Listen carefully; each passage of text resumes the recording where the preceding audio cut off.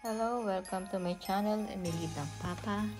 Ito yung pinakamadaling paraan kung paano magluto ng hamon.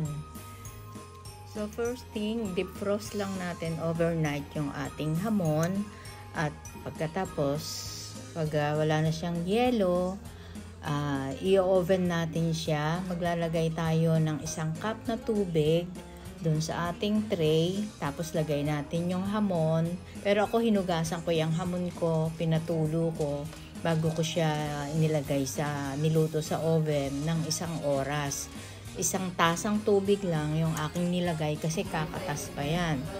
Pagkatapos gumawa ako ng syrup yung aking ginawa, at tapos asukal, honey, at pineapple juice. 1/2 cup lang yung honey, 1/2 cup yung sugar, and 1/2 cup din pala yung aking ginawang pineapple juice. Tapos yan, nilagyan, nung maluto na after 1 hour, nilagay ko na yung design, tapos sinalang ko muna siya ng 20 minutes, and then pagkatapos nun, ayan, nilalagyan ko lang siya sa ibabaw ng syrup.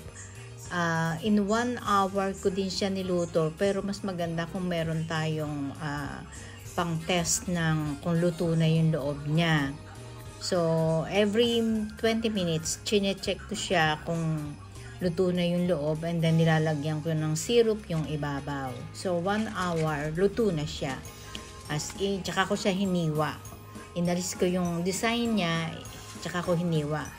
Maganda siya kasi yung design hindi nasisira, hindi pag nakatakip. Lagi siyang may takip. Wag aalisin yung kanyang foil pag isasalang na sa oven. Tatanggalin mo lang yung foil pag yung final na 15 minutes. Yun na yung final na luto na siya as in. So ayan ang pinakamadaling pagluluto ng ham.